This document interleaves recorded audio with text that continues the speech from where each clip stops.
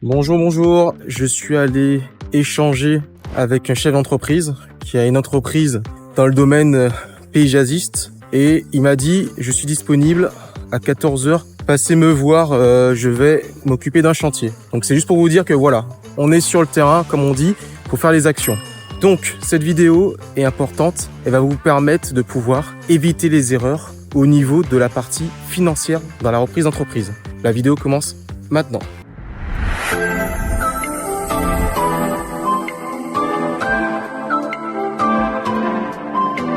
Il y a un aspect qu'on entend souvent, et donc je vais démystifier les choses. Vous entendez parler de « on peut reprendre une entreprise sans apport, sans caution ». Alors, je vais préciser les choses, parce qu'il faut être précis dans la vie en général. On va séparer deux choses. Les finances, le budget, pour ceux qui vous accompagnent, votre équipe. Si vous n'avez pas vu la vidéo ou vous n'avez pas eu le temps, prenez le temps pour regarder la vidéo pour comprendre l'importance de l'équipe, l'importance de votre Dream Team.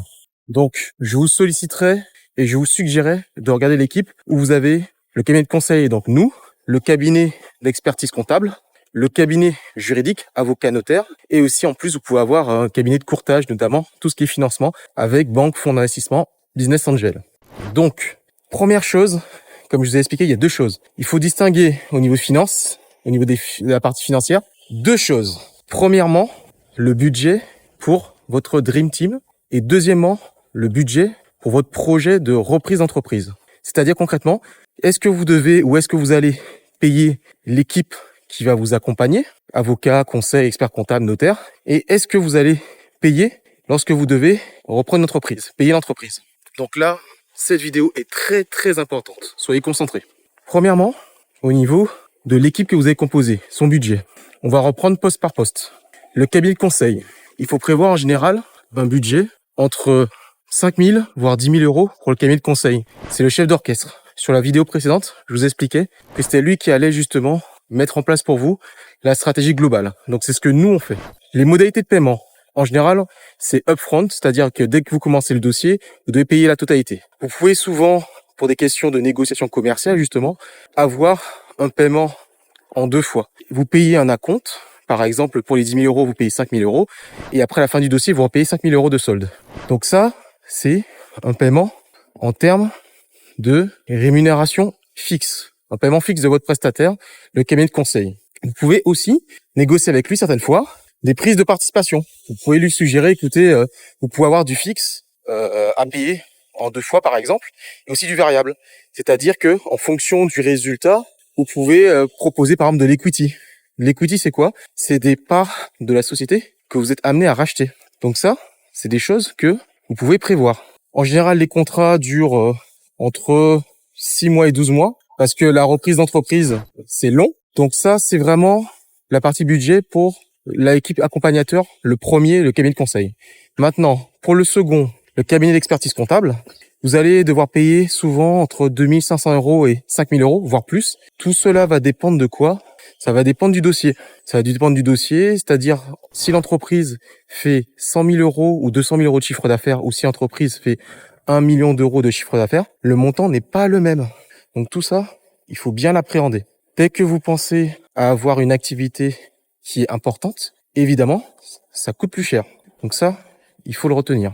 Maintenant, le troisième membre de l'équipe, le cabinet juridique, l'avocat ou le notaire, en général, c'est aussi autour des 5 000 euros, 10 000 euros. Voilà.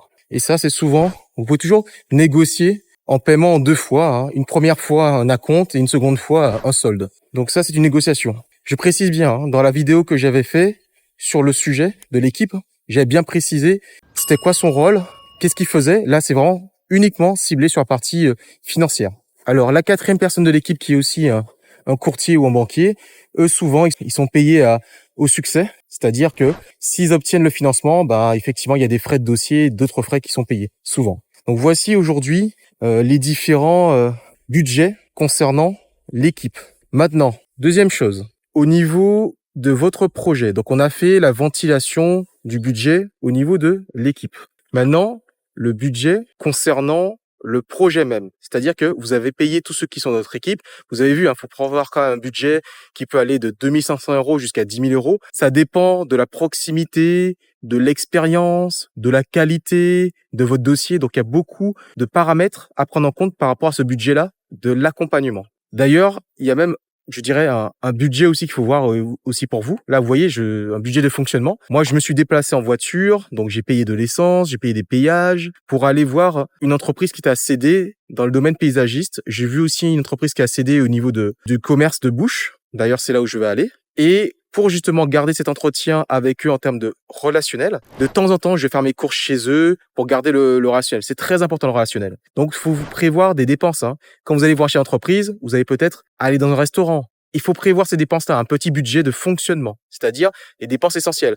Demain, vous voulez envoyer un courrier de reprise, un courrier postal de reprise, il faudra prévoir, vous voyez, le courrier, le timbre, tout ça, c'est encore des frais. Donc, prévoyez des frais, soyez prévoyants pour pouvoir travailler sereinement. Maintenant, la partie, donc je vous ai dit, un budget d'accompagnement, budget de fonctionnement finalement, et le budget de la reprise elle-même, quand vous devez mettre de l'argent pour acheter l'entreprise. À ce niveau-là, sans apport, est-ce que c'est possible? Oui ou non? Alors moi, je vous dirais oui, c'est possible. Comment cela est possible? Vous avez plusieurs solutions. Vous avez la Love Money, c'est-à-dire que vous allez voir vos proches, vos amis, votre famille pour aller trouver cette Love Money. Vous pourrez justement réussir grâce à un pitch, à leur proposer votre projet et vous allez réussir justement à pouvoir obtenir de la Love Money. Alors, je vais aller rapidement. Si vous voulez, je ferai une vidéo peut-être un peu plus importante sur cette question de Love Money ou même peut-être détailler pour vous les budgets de fonctionnement pour être très pratico-pratique parce que je pense que ça fait partie des choses qu'on ne parle pas trop, le budget de fonctionnement quand on va dans une activité, cette question de qu'est-ce qu'on va dépenser, être concret, faut faire les choses concrètes. Donc là, je vous disais la Love Money. Vous pouvez aussi avoir la partie au niveau, je vous expliquais justement que vous avez prévu cette partie-là sans apport de la Love Money. Au niveau des investisseurs, des investisseurs que vous ne connaissez pas, notamment avec des plateformes. Donc, quand je serai dans la partie vraiment purement budget de la reprise d'entreprise, on va aller plus en détail dessus. Après, vous avez également le moyen de passer par des business angels. Voilà, c'est sans apport. Maintenant, la question de sans caution. Est-ce qu'on peut le faire aujourd'hui sans caution? Évidemment, vous pouvez le faire sans caution. Si vous décidez de ne pas passer par une banque, vous n'aurez pas de caution. C'est une première solution. Deuxième solution, si vous ne passez pas par la banque, vous pouvez aussi faire que votre associé, si vous êtes associé, passe par la banque. C'est une autre solution. Dernière solution aussi que je peux vous évoquer, c'est le fait de mettre en garantie de l'actif de la société que vous allez reprendre. Donc la banque, vous pouvez aller la solliciter et vous lui dites « Je suis prêt à mettre en garantie, par exemple, le bâtiment de la société cible que je vais racheter. » Donc des garanties sont totalement possibles, mais pas des garanties provenant de votre poche. Donc aujourd'hui, est-ce que vous pouvez faire du sans apport, sans caution? Évidemment, c'est possible. Donc voilà un petit peu. Je fais une conclusion rapide. En 1, le budget avec les accompagnateurs, ça peut aller rapidement de 2 500 € jusqu'à 10 000 € ou plus. En 2, votre budget de fonctionnement, ça peut aller à 1 000 € jusqu'à 10 000 €, 15 000 €. Ça dépend évidemment de ce que vous aurez comme dépenses. Et en 3, la question du budget de la reprise même de l'activité. Oui, c'est possible sans apport et sans caution. Voilà. Écoutez, c'était Stanley, clé de reprise. Je vous souhaite une bonne journée ou une bonne soirée. À très bientôt.